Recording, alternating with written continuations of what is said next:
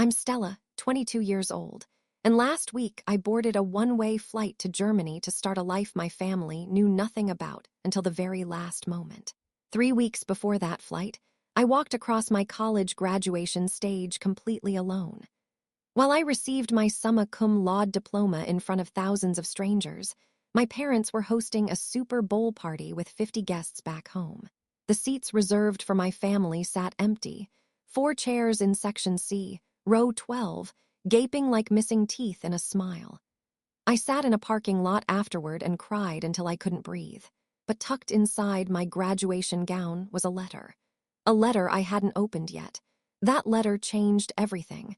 And the people who had spent 22 years looking past me would finally have to see. Let me take you back 6 weeks to the phone call that finally broke something inside me. 6 weeks before graduation, I'm sitting cross-legged on my dorm room bed, phone pressed to my ear.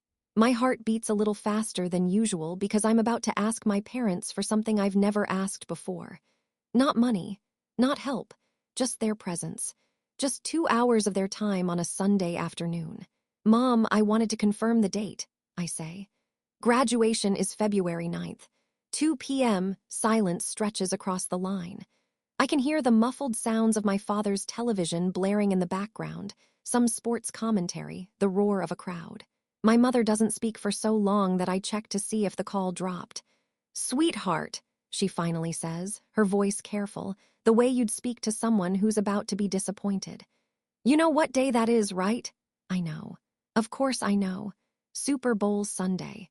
The sacred holiday of the Whitney household, the day my father has been planning for since the playoff schedule was announced. But the ceremony is only 2 hours. The stadium is 40 minutes from home. They could make it back before halftime. It's the Super Bowl, Stella, my mother says, as if I've forgotten. As if the entire country hasn't been counting down to this game for weeks. Then my father's voice cuts in. He must have grabbed the phone from her. Stella, Tyler has important guests coming that day. There's a scout from the NFL. This could be his big break. My chest tightens. Tyler, always Tyler. My younger brother, the golden child. The one whose every sneeze is documented and celebrated. The one who got a brand new Mustang for his 19th birthday while I worked 3 jobs to afford ramen noodles. Dad, I'm graduating with honors. I've been working toward this for 4 years. And we're proud of you. Mom jumps back in, her tone shifting to that practiced sweetness I've heard 1,000 times. But honey, graduations happen every year. Super Bowl only comes once. I want to scream. I want to remind them that I paid for this degree myself, that I worked the 6 a.m. barista shift and the midnight tutoring sessions, that I ate cold ramen while Tyler dined on personal chef meals. I want to tell them that this isn't just any graduation. I'm summa cum laude. I'm the student representative speaker. I'm one of the top students in my class. But I don't. I've learned that screaming changes nothing in this family. I understand, I whisper. Good girl, we'll celebrate later, okay? Send us pictures. The line goes dead. I sit there, phone still in my hand, and realize something that has been true for years but has never landed quite this hard. Not once did they ask what honors I received. Not once did they ask if I was excited. Not once did they ask if I needed anything. To them, my graduation was just another Tuesday. Another obligation they could wave away with a promise of later. Later never comes in this family. Not for me. I should explain how we got here. 4 years ago, when I was 18, I received my college acceptance letter with a partial scholarship. I remember running downstairs waving it like a golden ticket, my heart full of hope that this would finally be the moment they looked at me the way they looked at Tyler. Mom, Dad, I got in. With a scholarship. Dad barely looked up from his laptop. That's nice, sweetheart, but we need to talk about money. What followed was a conversation that shaped everything. My father explained, in the same flat tone he used for discussing insurance premiums, that they couldn't afford to pay for my school. Tyler needed specialized training that year. His coach said he had real potential, maybe even NFL potential. The kind of potential that required private coaches, nutritionists, travel to showcases across the country.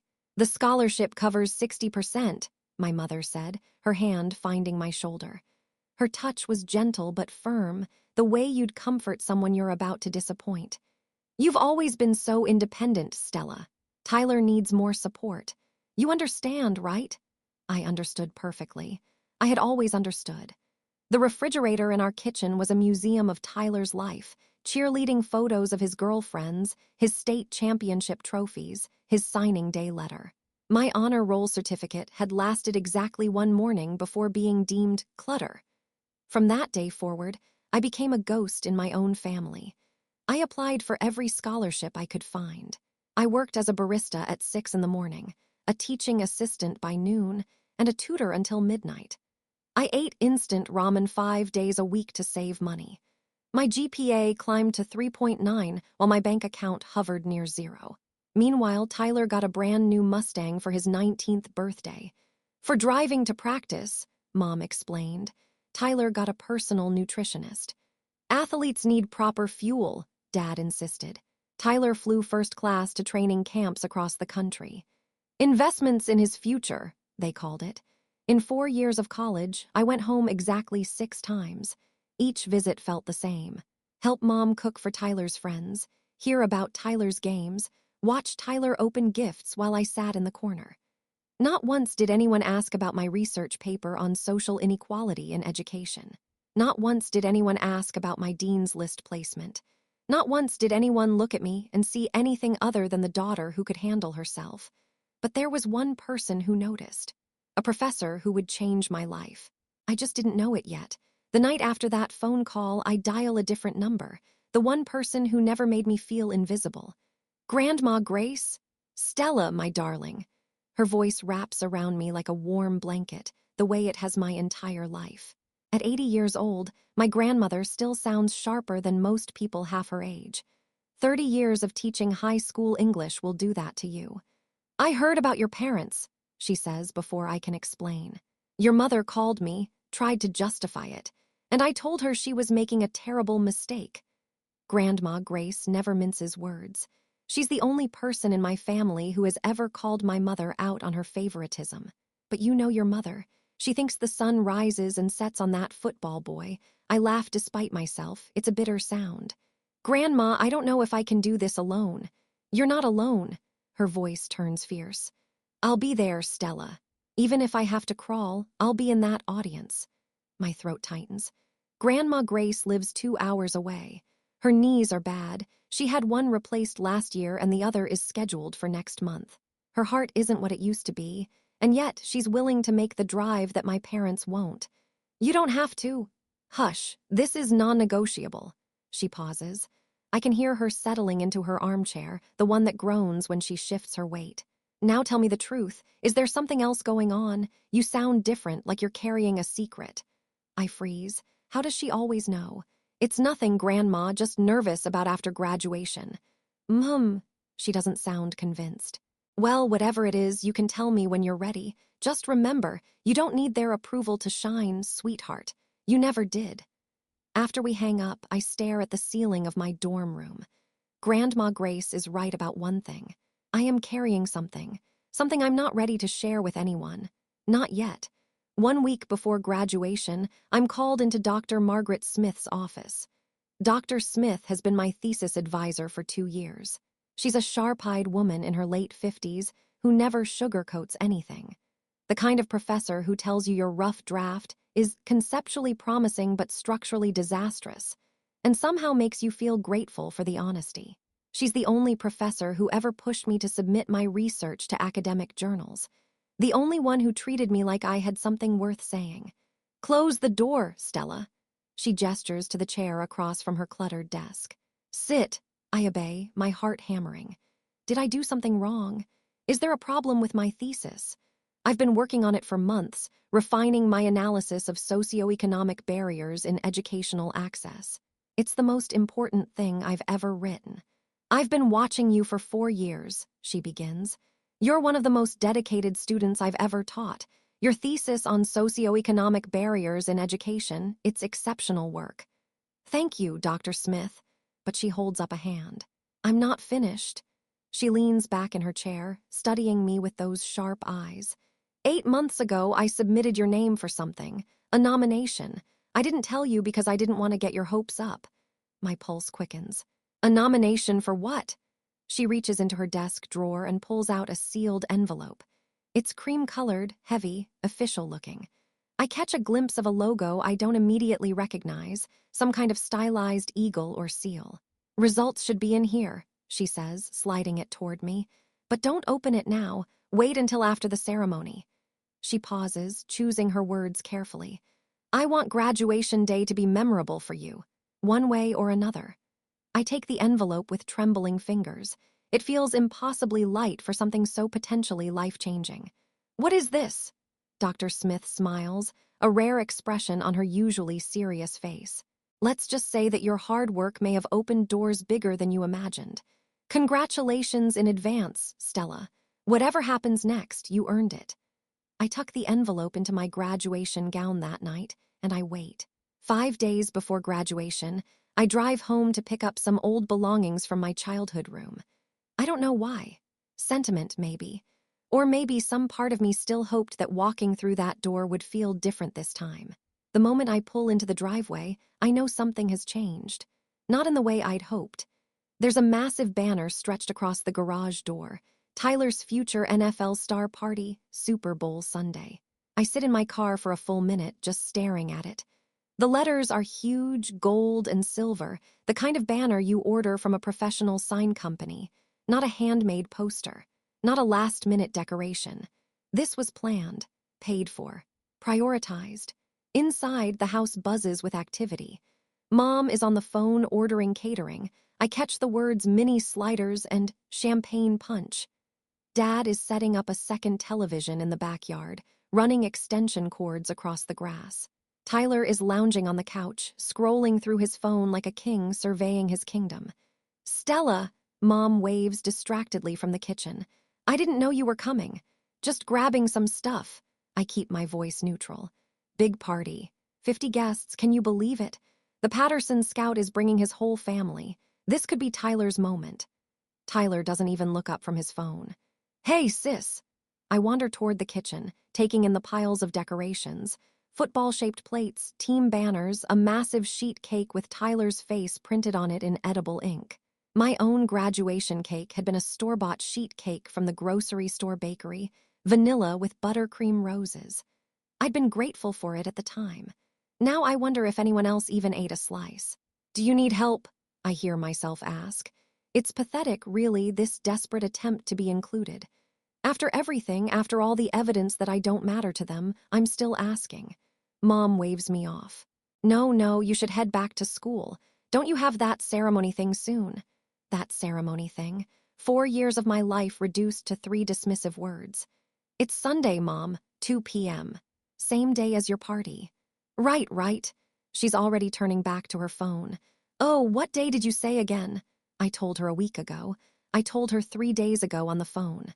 I've been telling her for months, marking the calendar, sending reminders. But she has 50 guests to manage and a cake to pick up and a scout to impress. Never mind, I whisper. On my way out, I pass the entryway table. The party invitations are stacked there, ready to mail. I pick one up. Join us to celebrate Tyler Whitney and family. My name isn't anywhere on it. 10 p.m. the night before graduation. I'm pacing my dorm room, phone in hand, gathering courage I'm not sure I have. One last try, I tell myself. One last chance for them to show up. I dial home. The noise hits me immediately. Laughter, clinking glasses, music. They're already celebrating. A pre-party for the pre-party. I can hear my father's voice booming over the din, telling some story about Tyler's high school glory days. Hello, Mom's voice is light, giddy. I can tell she's been drinking. Mom, it's Stella. Honey, hold on. I hear her shout to someone in the background. It's my daughter, the one graduating tomorrow. At least she remembered. Mom, I wanted to tell you something. My voice shakes, but I force the words out. I'm graduating summa cum laude, and I was chosen to give the student representative speech. Silence. For one hopeful heartbeat, I think she's processing the magnitude of this. Student representative, out of 3,000 graduates. It's the highest honor a graduating senior can receive. Oh, that's wonderful, sweetie. Hold on, her voice goes distant. Richard, Tyler's scout, just texted. He's bringing 3 extra people. Mom, she's back, distracted. Sorry, honey, what were you saying? Something about a speech. I was selected to speak at graduation, as the student representative. That's nice, sweetheart. Listen, I need to call the caterer. Mom, please. This is important to me. My father's voice booms in the background. Who's on the phone? Tell them to call back. We're busy. Stella, honey, I'll call you back tomorrow, okay? Love you. Beep, beep, beep. She hung up. I sit on the edge of my bed, staring at the graduation gown hanging on my closet door. The cap is perched on the corner of my desk, the tassel still wrapped in plastic. Dr. Smith's envelope is tucked in the inside pocket of the gown, where I've kept it for 5 days, unopened. Somehow, it feels like the only thing in my life right now that might still hold possibility. Tomorrow, I walk alone. But maybe, just maybe, I'll walk toward something bigger than they could ever imagine. Super Bowl Sunday. 6 a.m. I wake before my alarm, staring at the pale winter light creeping through my dorm window. Today should feel momentous, the culmination of 4 years of sacrifice, sleepless nights, and silent tears. Instead, it feels hollow, like I'm going through the motions of a celebration that no one else is attending. I shower. I style my hair carefully, the way my mother taught me when I was 12. I put on the dress I bought at a thrift store for $12, navy blue, simple, the nicest thing I own. Then I lift my graduation gown from its hanger and slip it on. The fabric is heavier than I expected, or maybe that's just the weight of everything else. My phone buzzes. I grab it too quickly, hating myself for hoping. Tyler. Good luck today, sis. Sent at 2:47 a.m. He was probably drunk. Nothing from Mom, nothing from Dad. Then another buzz. Grandma Grace, on my way, my darling. Traffic is heavy, but I will be there. I'm so proud of you I could burst. I smile for the first time all morning. I press my hand against my gown, feeling the outline of Dr. Smith's envelope in the inside pocket. Still sealed. Still waiting. Whatever is inside, good news or bad, I've decided it belongs to today. Not yesterday's disappointments. Not tomorrow's uncertainties. Today, I take a selfie in the mirror, cap slightly crooked, gown billowing, eyes red-rimmed but determined. I don't know who to send it to, so I just save it. The Uber arrives at 8. I grab my things, take one last look at my empty dorm room, and head out. Big day, huh? The driver asks cheerfully. Family meeting you there? I pause just a second too long. Something like that. He doesn't push further. We drive in comfortable silence while I watch the world blur past, carrying me toward a ceremony where the only people who should care the most won't be watching. The stadium is a sea of chaos and joy. Everywhere I look, families cluster together, mothers adjusting their children's caps, fathers snapping photos, grandparents dabbing tears before the ceremony even starts. Balloons bob in the February wind. Homemade signs declare congrats, Sarah, and we're so proud of you, Marcus. I wade through this ocean of love, searching for Section C, row 12. The family seating section has a small placard with my name. Stella Whitney. Seats Formanus 7. 4 seats. I reserved 4 seats out of desperate hope. All 4 are empty. No, wait, not entirely. On seat 4, there's a familiar knitted scarf. Faded purple wool, handmade with tiny mistakes in the stitching that Grandma Grace always laughed about. She was here. She reserved the seat. But where is she? My phone vibrates. Grandma Grace. Sweetheart, there's been a terrible accident on the highway. Ambulances everywhere. I'm stuck in traffic that isn't moving. I'm so sorry. I'm trying everything. Please don't wait for me. My fingers hover over the screen. I type back. It's okay, Grandma. I love you. Don't stress. But it's not okay. It's really, really not okay. I turn away from the empty seats and walk toward the graduate assembly area. Around me, classmates are hugging their families goodbye, promising to wave when their names are called. A girl next to me is crying happy tears as her mother pins a flower to her gown. I stand alone, hands clasped in front of me, watching. A man in the row behind the family section catches my eye. He's holding a sign for someone else. Congratulations, Jenna. But he notices me staring at my empty seats. He gives me a small, sympathetic nod. A stranger's kindness. That's what I get today. The processional music begins. I straighten my shoulders, touch the envelope in my pocket one more time, and take my place in line. Time to walk alone. The ceremony opens with a swell of music, and 3,000 graduates begin the slow processional march into the stadium. I'm somewhere in the middle of the W surnames, shuffling forward with my peers while flashbulbs pop from the stands like fireflies. The announcer's voice booms through the speakers, welcoming families, acknowledging distinguished guests, celebrating 4 years of hard work. I keep my eyes forward. Don't look at the family section. Don't count the empty seats. But I can't help it. As we settle into our rows, I glance toward section C4 empty seats.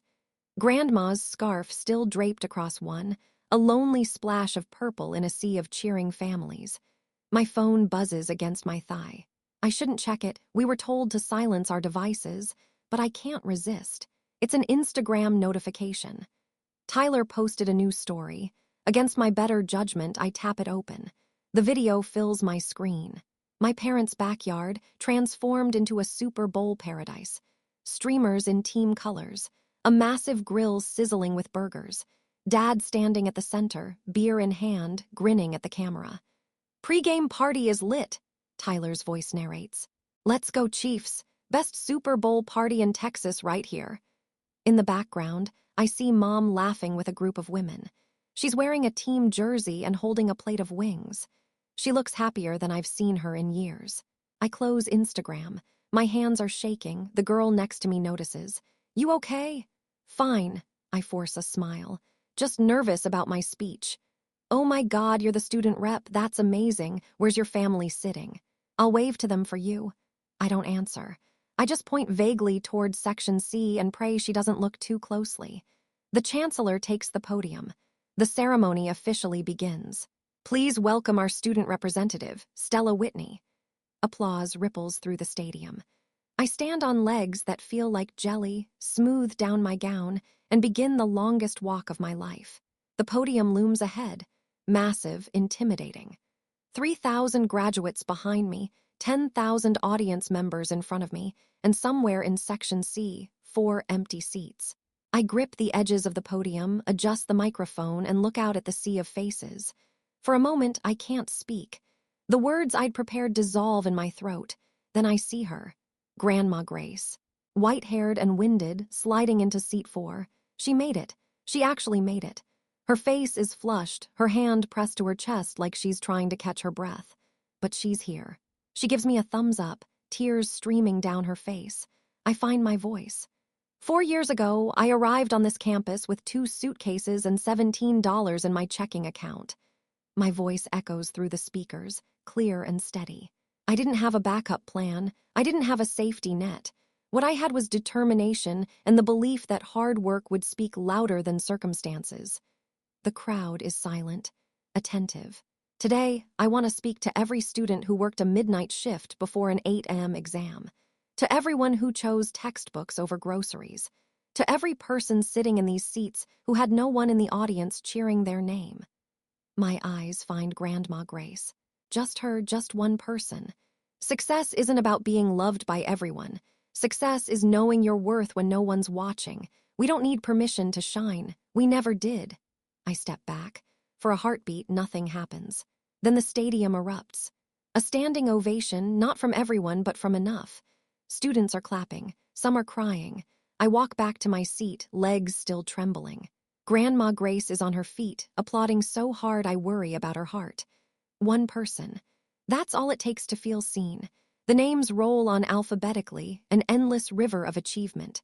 Johnson, Martinez, Thompson. Each name punctuated by screams from the stands, by air horns and cowbells and the joyful chaos of families celebrating. Then, Stella Whitney, summa cum laude, Phi Beta Kappa, departmental honors in sociology. I rise. The walk to the stage feels both endless and instantaneous. The chancellor shakes my hand, presses the diploma into my palm. Cameras flash. I turn to face the audience to wave at whoever might be watching. Section C, row 12. Grandma Grace is there, standing despite her bad knees, waving both arms like she's directing air traffic. Just her, only her. But then movement behind her. The man I noticed earlier, the stranger with the sign for someone else. He's standing too. He's clapping. He must have seen my empty seats. He must have understood, a small gesture from a stranger. It breaks something open in my chest. I wave back, not just at Grandma, but at him too. At every person in this stadium who showed up for someone they love. Walking off stage, I press my hand against my gown. The envelope is still there, still sealed. My phone buzzes. I check it as I return to my seat. A new Instagram story from Mom, posted 3 minutes ago. I tap it open. Dad is doing a victory dance in the backyard.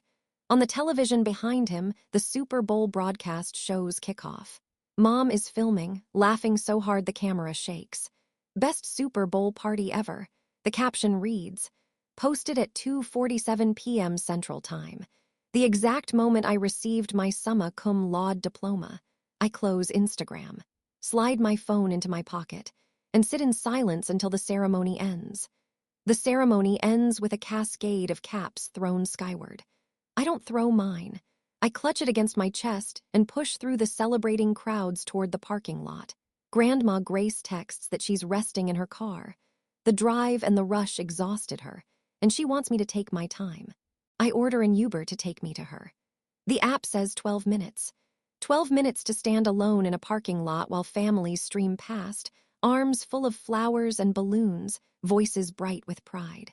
I find a bench near the edge of the lot and sit down. Around me, the world celebrates. A father lifts his daughter onto his shoulders. A mother pins a corsage onto her son's gown. 2 grandparents unfurl a banner. Our little girl is a doctor now. The tears come without warning. Not gentle tears, not dignified tears.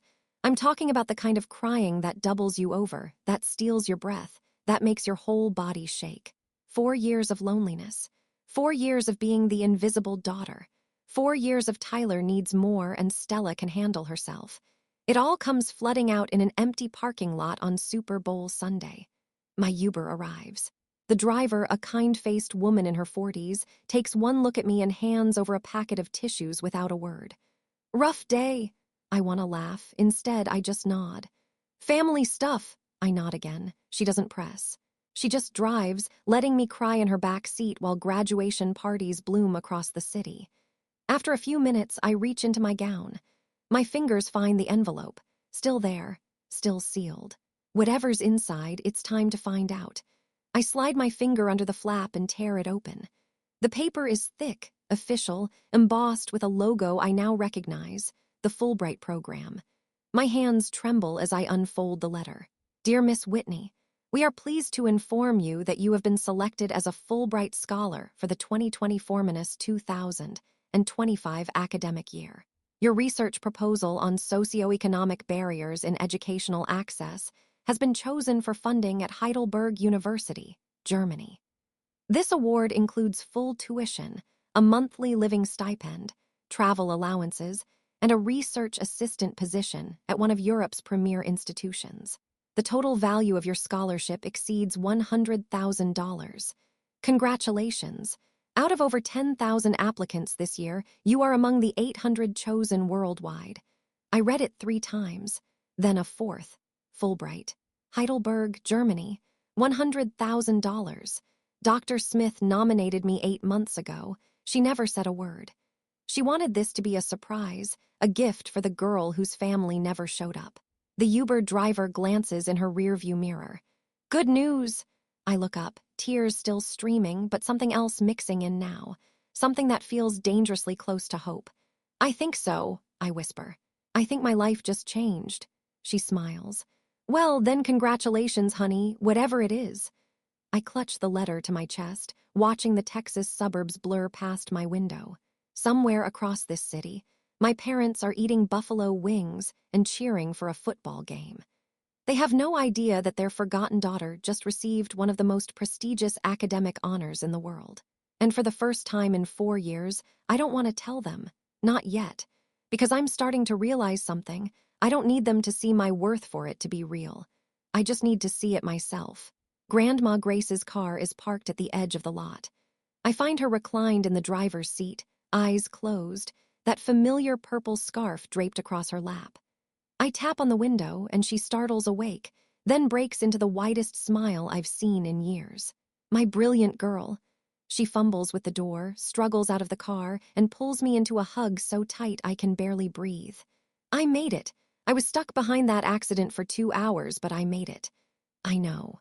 I saw you. I hug her back just as fiercely. You were the only one. She pulls back, studies my face with those sharp eyes that miss nothing. You've been crying. Then she tilts her head. Something else, you're different. What happened? I can't hide anything from her. I never could. Without a word, I hand her the letter. She reads it slowly, lips moving silently. I watch her expression shift. Confusion, then recognition, then disbelief. Stella Marie Whitney. Her voice cracks. Is this real? It's real, Grandma. She sits back down heavily, one hand pressed to her chest. For a terrifying moment, I think I've given her a heart attack. Then she laughs, a full, joyful, tearful laugh that echoes across the empty parking lot. My granddaughter, a Fulbright scholar. She looks up at me, eyes shining. Do your parents know? No. Good. The word comes out fierce, surprising me. Don't tell them, not yet. Grandma, my birthday is in 3 weeks. The whole family will be there. She takes my hand. Let me handle this. Let them see what they've been ignoring all these years in front of everyone. I hesitate. I don't want to make a scene. It's not a scene, sweetheart. Her grip tightens. It's a reckoning. The next 3 weeks pass in a strange kind of silence. I return to campus to finish packing up my dorm. I start paperwork for my German visa. I email Dr. Smith a thank you so full of gratitude that I have to rewrite it 4 times because I keep crying on my keyboard. She writes back, I always knew you had it in you. Now go show the world. Mom calls exactly once a week after graduation. Stella, just checking in. Did everything go okay at your ceremony thing? Ceremony thing. I've stopped being hurt by this. I've moved into a numb acceptance. It went fine, Mom. Good, good. Oh, Tyler's tryout rescheduled. The scout wants him to come to Dallas next month. Isn't that exciting? Very exciting. You should come home and celebrate with us. Actually, I'm pretty busy. Job interviews and stuff. Oh, a flicker of interest. What kind of job? Still figuring it out. I have a few options. Well, don't be too picky. With a sociology degree, you can't afford to be choosy. The old Stella would have defended herself. The new Stella just says, I'll keep that in mind. Dad doesn't call at all. Tyler texts once, miss you, sis, when you coming home? I reply, Grandma's birthday. See you there. Meanwhile, I book a one-way flight to Frankfurt. Departure. 2 days after Grandma Grace's party. I tell no one except Grandma. She calls me every night, giddy with planning. I've worked out the perfect moment, she whispers. Right after I cut the cake, I'll ask everyone to share their good news. Tyler will brag about his scout, and then you tell them. I can hear her smile through the phone. They won't know what hit them. I drive into my hometown on a Friday evening, 3 weeks after graduation. Instead of going to my parents' house, I check into a motel off the highway, the kind with peeling wallpaper and a coffee maker that sputters like it's dying. It's not glamorous, but it's mine.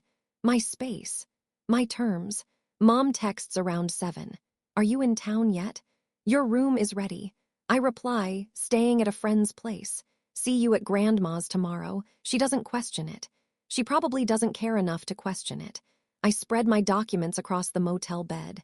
Fulbright acceptance letter, Heidelberg research position confirmation, German visa application, one-way flight itinerary. Tomorrow, all of this becomes public. My phone rings. Grandma Grace. You ready, sweetheart? I think so. I'm sitting cross-legged on the scratchy comforter, staring at my reflection in the TV screen. Grandma, what if they don't care? What if I tell them and they just shrug? Silence. Then that's not the point, Stella. Then what is? The point is that you'll know that you stood up, spoke your truth, and walked away with your head high. What they do after that is on them. She's right. I've spent 22 years waiting for my parents to see me. Tomorrow, I stop waiting. What time should I arrive? 2 o'clock. I'll make sure Tyler brags first. It'll make your moment land harder. I laugh despite my nerves. You're devious, Grandma. I'm 80 years old. I've earned the right to be devious. Her voice softens. Sleep well, my darling. Tomorrow is your day. Grandma Grace's house sits at the end of a quiet street. a modest craftsman with a wraparound porch and gardens she refuses to let anyone else tend. Today, cars line the driveway and spill onto the lawn. At least 30 people are here. Aunts, uncles, cousins I haven't seen in years, old friends of Grandma's from her teaching days. I park down the street and take a moment to collect myself. My purse holds everything: the Fulbright letter, the Heidelberg confirmation, the flight itinerary.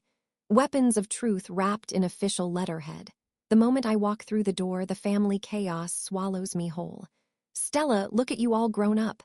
How's job hunting, sweetheart? Your mom says you're struggling. Have you met Tyler's new girlfriend? She's adorable. Tyler is holding court in the living room, surrounded by aunts who hang on his every word.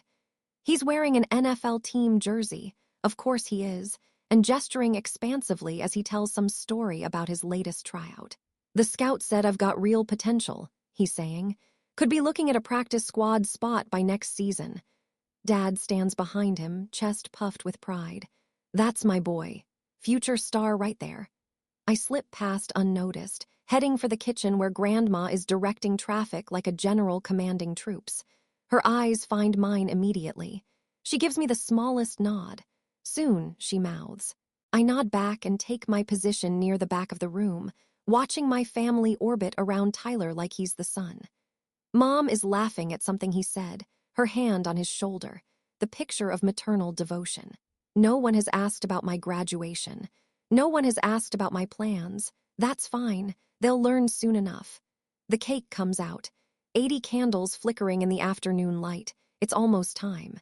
We sing Happy Birthday. Grandma blows out the candles, all 80 of them somehow, and the room erupts in applause. Then she raises her hand, and the chatter dies down. Thank you all for coming. Her voice is steady, commanding. 30 years of teaching gave her the kind of presence that demands attention. 80 years is a long time to be alive. I've seen a lot of things. Good things, hard things. She pauses, scanning the room. Today, I want to hear from my family. Share your good news. Let an old woman feel proud of what she's built.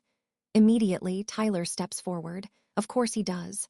Well, Grandma, since you asked. He grins, all confidence and charm. I just had my best tryout yet. Coach said I could be looking at a practice squad contract by fall. Dad whoops. Mom clutches her hands together. The relatives applaud politely. Grandma nods.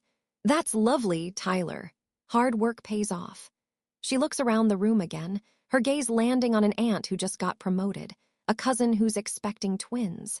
Each person shares their news, basking in the glow of family approval. Then Grandma's eyes find mine. Stella. Her voice cuts through the murmur of conversation. My oldest grandchild, you just graduated from college. Any news to share with the family? The room turns toward me. I feel their eyes, some curious, some indifferent, some already dismissing whatever I might say. Mom leans over to Aunt Carol. She's still looking for work. You know how it is with those liberal arts degrees. I hear her. I pretend I don't. Grandma raises her hand again. Let Stella speak for herself, Donna. Her voice has an edge I've never heard before. Go on, sweetheart, tell them. I reach into my purse and pull out the letter. I step forward, the letter steady in my hands. I do have news. My voice doesn't shake. I'm surprised by that. I wanted to share it with the whole family. I unfold the paper, hold it up where everyone can see the official Fulbright letterhead. 3 weeks ago, on graduation day, I received this letter. I've been selected as a Fulbright scholar. Full funding to conduct research at Heidelberg University in Germany for 2 years. Silence. Complete, absolute silence. Then Aunt Carol speaks first. Wait, Fulbright, the international scholarship, the one that's impossible to get. One of 800 chosen worldwide, I confirm, out of over 10,000 applicants. The total package is worth more than $100,000. The murmuring begins. I watch faces shift, confusion, shock, disbelief. Cousin Marcus, who went to law school, is staring at me with his mouth open. Uncle Jim is Googling something on his phone. Holy, he mutters. Fulbright scholars include Nobel Prize winners, Rhodes Scholars. It says here the acceptance rate is like 8%. Mom's face has gone pale. Dad looks like he's been slapped. Grandma Grace is beaming. My brilliant granddaughter, she says. Tell them when you received this news, Stella. I looked directly at my parents. I received this letter on graduation day, the same day you hosted a Super Bowl party instead of watching me receive my summa cum laude diploma. The same day I gave the student representative speech to 3,000 people, alone. The silence that follows is different, heavier. The relatives are looking at my parents now, their expressions shifting from admiration for me to something else entirely. Mom opens her mouth to speak. I continue before she can. I didn't tell you because I wanted you to hear it like this, in front of everyone, so you'd finally understand. Dad finds his voice first. Stella, why didn't you tell us sooner? We would have. Would have what? My voice stays calm. Changed your Super Bowl plans. Come to my graduation. I called you the night before. I told you I was giving a speech. Mom hung up. Mom's eyes are wet. That's not we were busy. The scout was. The scout. I nod slowly. Tyler's scout. Always Tyler's scout. Uncle Jim shifts uncomfortably. Hold on. You two didn't go to her graduation. It was Super Bowl Sunday, Dad protests, but his voice has lost its authority. We had 50 guests. We couldn't just cancel. Cancel? Aunt Carol cuts in. Richard, she graduated summa cum laude. She won a Fulbright. My kids would kill for those achievements. The room is turning. I can feel it, the tide of opinion shifting away from my parents toward me. 30 pairs of eyes now see what I've always seen. Grandma Grace stands up slowly, her presence silencing the growing murmurs. I'm 80 years old, she says, her voice iron-wrapped in velvet. I've watched this family for decades. I've stayed quiet about many things, but not today. She looks at Mom, her own daughter, with an expression I've never seen before. Donna, you chose a football game over your daughter's greatest achievement. Richard, you've poured everything into Tyler while Stella worked 3 jobs to pay for her own education. She shakes her head. I raised you better than this. Mom is sobbing now. Mama, we didn't know. You didn't ask. Grandma's words land like hammers. That's the problem, you never asked. And now she's leaving because you don't deserve to keep her here. The room goes completely still. I take a breath. Mom rises from her chair, mascara streaking down her face. Stella, you have to understand, we never meant to hurt you. We just thought you were always so capable. Capable. I let the word hang in the air. Yes, I was capable because I had no other choice. You made sure of that. We love you both equally, Dad insists, but even he seems to hear how hollow it sounds. Tyler just needed more support. Did he? I tilt my head. Let me remind you of something, Dad. In 4 years of college, you bought Tyler a car, paid for a personal trainer, flew him first class to tryouts. You know what you gave me? A phone call once a month if I was lucky, asking when I'd get a real job. Aunt Carol is whispering to Uncle Jim. Cousin Marcus won't meet my parents' eyes. You never asked my GPA. You never asked about my thesis. You didn't know I was nominated for Fulbright because you never asked about my life at all. Dad stands. Now wait just a minute. Richard. Grandma's voice cuts through. Sit down, let her finish. He sits. I've never seen my father take orders from anyone. But right now, in front of everyone he's ever tried to impress, he has no choice. Mom tries a different approach. Stella, we can fix this. We can do better. You don't have to go to Germany. Stay here. Let us make it up to you. That's not how this works, Mom. I keep my voice gentle but firm. I'm not punishing you. I'm making a choice. For the first time in my life, I'm choosing myself. The words settle over the room like a verdict. Mom collapses back into her chair, shoulders shaking. Wait! Tyler's voice cuts through the tension. Everyone turns to look at him. The golden child, the favorite son. He's standing now, his face pale beneath his athletic tan. For once, he doesn't look confident. He looks lost. Stella! He takes a step toward me. I didn't know. I swear I didn't know it was this bad. I know you didn't, Tyler, but I should have. He runs a hand through his hair, agitated. I should have asked. I should have noticed.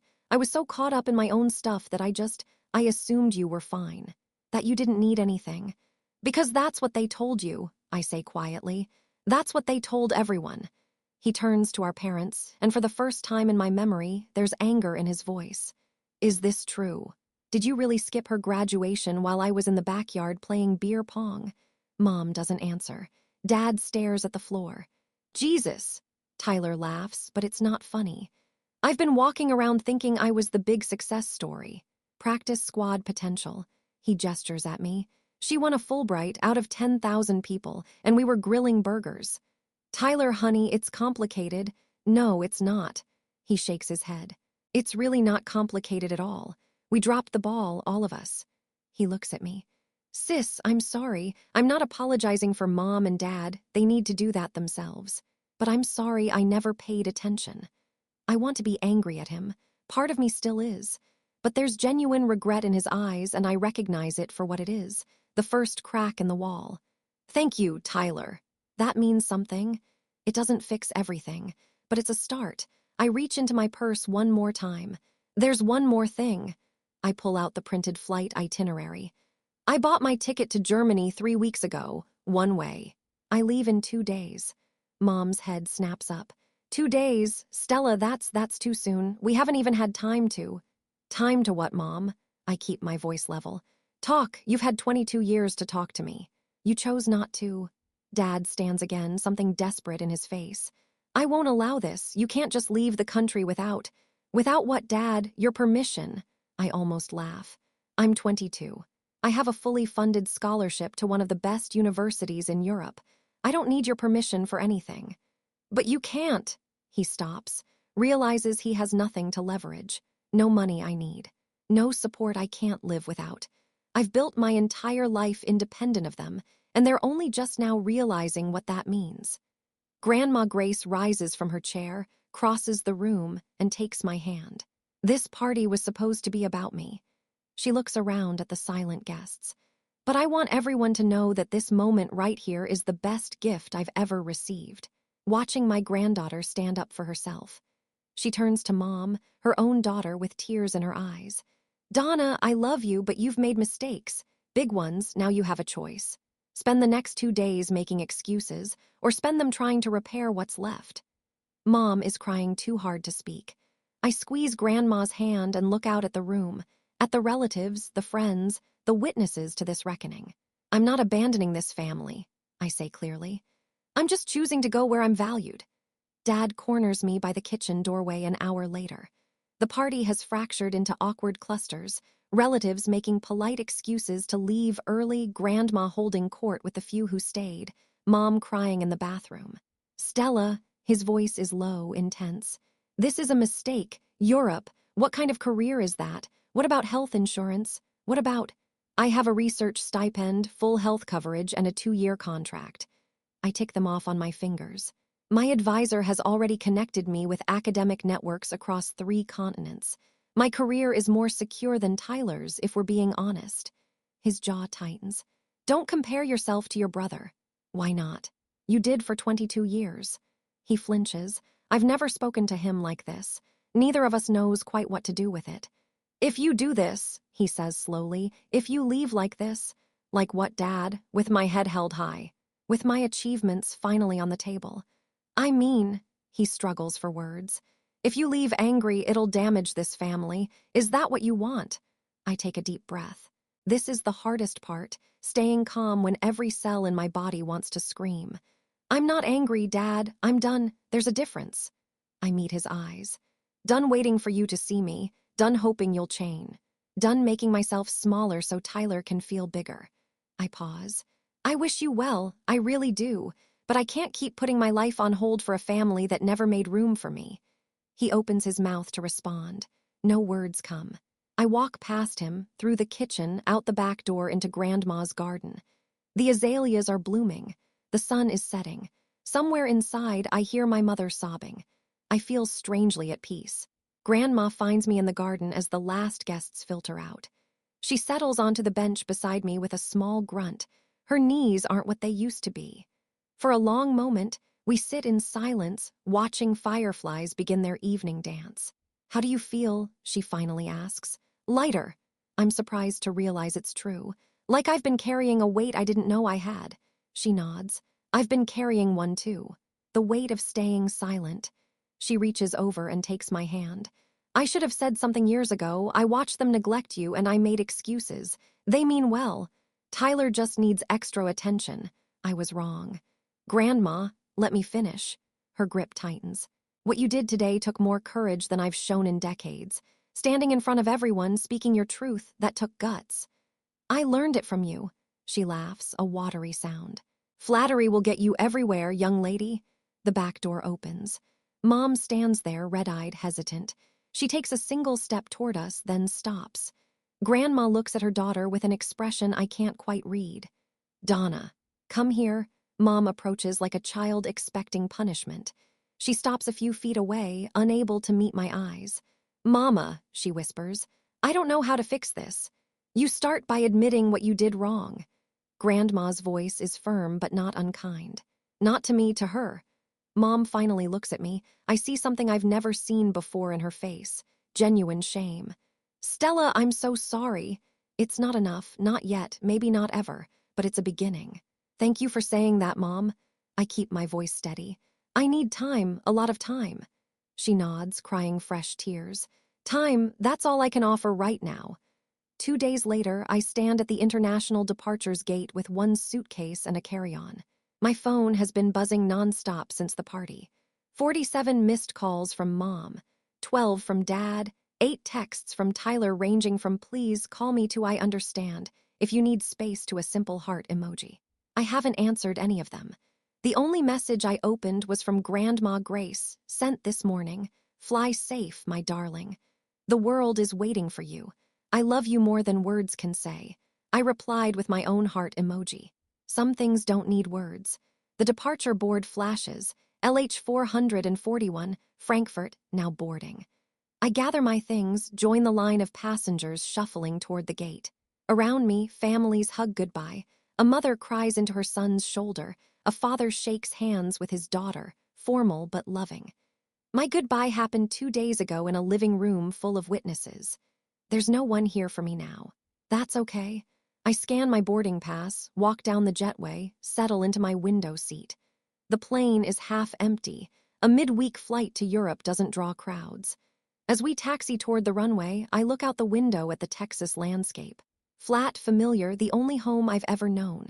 Somewhere down there, my parents are waking up to the reality that their daughter is gone. Not dead, not estranged forever, just choosing a different path. The engines roar. The ground falls away. I watch the city shrink beneath me. First the highways, then the suburbs, then the distant glint of my parents' neighborhood, getting smaller and smaller until it disappears entirely. I turn away from the window, close my eyes, and breathe. For the first time in my life, I'm flying toward something instead of running from it. 6 months later, I'm sitting in my tiny apartment in Heidelberg. Papers spread across my desk, the German winter pressing against my window. My research is going well, better than well. Last week, my advisor called my preliminary findings exceptional. My phone buzzes. A video call request from Mom. For weeks after I left, I didn't answer her calls. I needed space. Eventually, we graduated to texts, brief, polite, careful. But this is the first video call in months. I hesitate, then accept. Mom's face fills the screen. She looks different, older, somehow tired. But there's something else, too. Something I don't recognize. Stella, her voice catches. Thank you for answering. Hi, Mom. I won't keep you long, she takes a shaky breath. I've been going to therapy, your father and I both have. I don't respond. I'm not sure what to say. The therapist helped me see things. Patterns, the way we treated you versus Tyler. Her voice breaks. I've been making lists of every memory I can recall, and I'm so ashamed, Stella. I didn't see it at the time, but looking back, it's so clear. Mom, no, let me finish, please. She wipes her eyes. I'm not calling to ask you to come home. I'm not calling to make you forgive me. I just needed you to know, I see it now. What we did, what we didn't do. And I'm working on becoming someone who deserves to be your mother. The words hang between us, spanning an ocean. Thank you for telling me that, Mom. Are you happy there? I look around my small apartment, my books, my research, my new life. I'm getting there. Good, she nods, tears streaming. That's all I wanted to hear. 1 year after graduation, I'm standing at a podium in Berlin, presenting my research to an international conference. 300 academics fill the auditorium, professors from Harvard, Oxford, Tokyo, Sao Paulo. They're here to hear about my work on educational inequality. My work. Mine. When I finish, the applause is thunderous. A professor from Columbia approaches afterward, business card in hand. Miss Whitney, your research is groundbreaking. Have you considered doctoral programs in the States? I smile. I'm keeping my options open. Later that night, I video call Grandma Grace. Her face lights up the screen, 81 years old and still sharp as a tack. How was it, my darling? They loved it, Grandma. I got 3 job offers and a PhD invitation. She claps her hands together.